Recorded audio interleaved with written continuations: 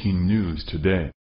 Please subscribe and check notification box to get all breaking news alerts. Today, former Vice President Joe Biden just made a fool of himself when he stated that the gun control should be implemented on the very gun who stopped the Texas Baptist Church massacre.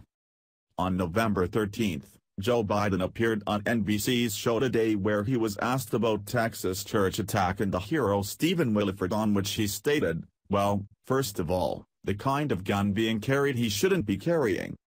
Biden's answer came in response to a question that came from the audience, in which they asked him how can he forcing gun control when a gun was the solution and an end of this massacre. Willeford was honored for ending the attack by the Texas officials on November 6. Via Breitbart.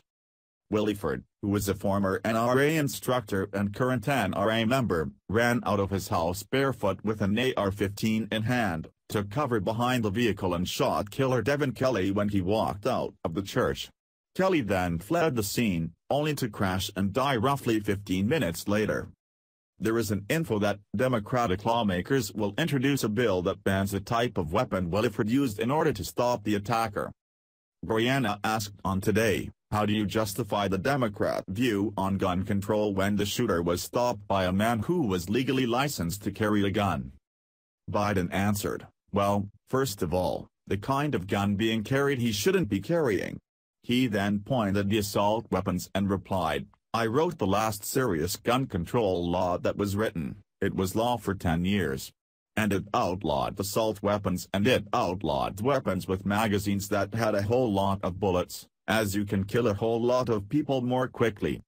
Number 2, it's just rational to say certain people shouldn't have guns.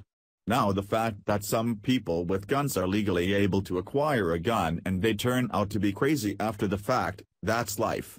There's nothing you can do about that." Bidden added.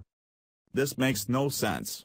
Brianna was still asking how can banning a specific weapon, AR-15, in this case, can make incidents like Texas shooting go away.